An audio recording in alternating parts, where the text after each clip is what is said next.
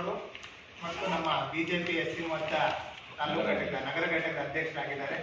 ಆಮೇಲೆ DSSನ ಜಿಲ್ಲಾ ಸಂಚಾಲಕರು ಮತ್ತು ಮುಖಂಡರು ಯುವ ಮುಖಂಡರಾಗಿರ್ತಕ್ಕಂಥ ಗಿರೀಶ್ ಅವರು ಕೂಡ ಈ ಸಂದರ್ಭದಲ್ಲಿ ಉಪಸ್ಥಿತರಿದ್ದಾರೆ.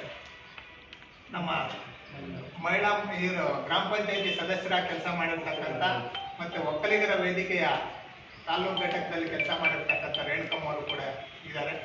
ಮಂಜುನಾಥ್, ಆಮೇಲೆ ನರಸಿಂಹಮೂರ್ತಿ, ನಮ್ಮ ಪಾಪಯ್ಯನವರು ನಾಗವಲ್ಲಿಯ ಗ್ರಾಮಸ್ಥರು ಮತ್ತು ಅಲ್ಲಿನ SDMC ಶಾಲೆ ಕಟ್ಟಿ ಬೆಳೆಸಿರ್ತಕ್ಕಂಥ ಅಧ್ಯಕ್ಷರ ಕೆಲಸ ಮಾಡಿದ್ದಂಥವರು ನಮ್ಮ ಪಕ್ಷದ ಮುಖಂಡರು ಆಗಿದ್ದಾರೆ. ಅವರು ಕೂಡ ಉಪಸ್ಥಿತರಿದ್ದಾರೆ. ಗೌನಾರ್ ಸರ್ಕಲ್ನಿಂದ ಬಹಳ ವಿಜೃಂಭಣೆಯಾಗಿ ಮಂಗಳವಾದ್ಯದೊಂದಿಗೆ ವಿಜೃಂಭಣೆಯಾಗಿ ಈ ಅಂಬೇಡ್ಕರ್ ಭವನದ ಗುಬ್ಬಿನ ಕಲಾಕ್ಷೇತ್ರದವರೆಗೂ ಕರೆದೊಯ್ದು ಅದಕ್ಕೆ ಪೂಜೆ ಮಾಡುವ ಮುಖಾಂತರ ಕಾರ್ಯಕ್ರಮವನ್ನು ಪ್ರಾರಂಭ ಮಾಡುವಂಥ ಕಾರ್ಯಕ್ರಮ ಇದೆ. ಸಂವಿಧಾನ ಬದಲಾವಣೆ ಮಾಡಿದ್ಯಾರು ಎನ್ನುವ ಪುಸ್ತಕ ಕೂಡ ಲೋಕಾರ್ಪಣೆ ಇರೋದ್ರಿಂದ ಅದು ಪುಸ್ತಕದ ಬೆಲೆ 200 ರೂಪಾಯಿ ಇರುತ್ತೆ. ಅದು ಯಾವುದೇ ಉಚಿತವಾಗಿರೋದಿಲ್ಲ. ಮಾರಾಟದ ವ್ಯವಸ್ಥೆಗೆ ನಾವು ಅವಕಾಶ ಮಾಡಿಕೊಟ್ಟಿದ್ದೀವಿ.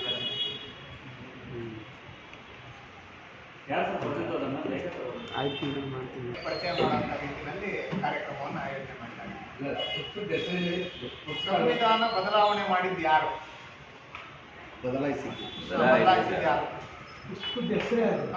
ವಿಕಾಸ್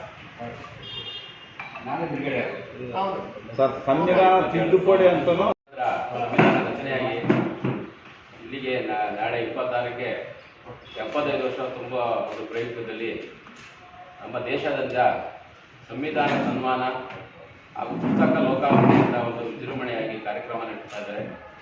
ಈ ಕಾರ್ಯಕ್ರಮವನ್ನು ಎಲ್ಲ ಕಡೆ ನಡೆದಂಗೆ ನಮ್ಮ ತುಮಕೂರು ತಾಲೂಕಿನ ಕಾರ್ಯಕ್ರಮ ನಡೆಸೋದಕ್ಕೆ ನಾವೆಲ್ಲ ಒಂದು ಏರ್ಪಾಟ್ ಮಾಡಿಕೊಂಡಿದ್ದೇವೆ.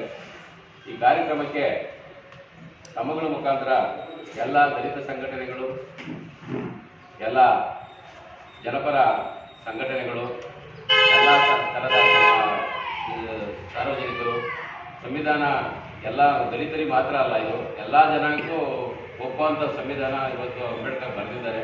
ಅವರ ಸಂವಿಧಾನಕ್ಕೋಸ್ಕರ 75ನೇ ವರ್ಷದ ಈ ಒಂದು ಕಾರ್ಯಕ್ರಮ ಭಾಳ ವಿಜೃಂಭಣೆಯಾಗಿ ನೆರವೇರಿಸೋಕ್ಕೋಸ್ಕರ ನಾವುಗಳೆಲ್ಲ ಸೇರಿ ಗುಬ್ಬಿನ ಕಲಾಕ್ಷೇತ್ರದಲ್ಲಿ 27 ಸೋಮವಾರ ಒಂದು ಕಾರ್ಯಕ್ರಮ ಇಟ್ಕೊಂಡಿದ್ದೀವಿ. ಆ ಕಾರ್ಯಕ್ರಮದಲ್ಲಿ ನಮ್ಮ ಸಂವಿಧಾನದ ವಿಚಾರವಾಗಿ ಮಂಡನೆ ಮಾಡೋಕ್ಕೆ ವಾದಿರಾಜ್ ಸಹ ಬರ್ತಾರೆ. ಇದರ ಅಧ್ಯಕ್ಷತೆಯನ್ನು ಸನ್ಮಾನ್ಯ ಶಾಸಕರಾದ ಬಿ ಸುರೇಶ್ ಗೌಡರು ವಹಿಸಿದ್ದಾರೆ.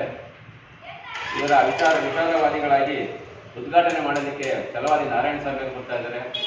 ಹಾಗೂ ಪುಸ್ತಕ ಲೋಕಾರ್ಪಣೆ ಮಾಡೋದಕ್ಕೆ ನಮ್ಮ ಮಾನ್ಯ ಲೋಕಸಭಾ ಸದಸ್ಯರು, ಮಾಜಿ ಉಪಮುಖ್ಯಮಂತ್ರಿಗಳಾದ ಗೋವಿಂದ ಕಾರಜೋಳ ಸಹ ಬರ್ತಾ ಇದ್ದಾರೆ.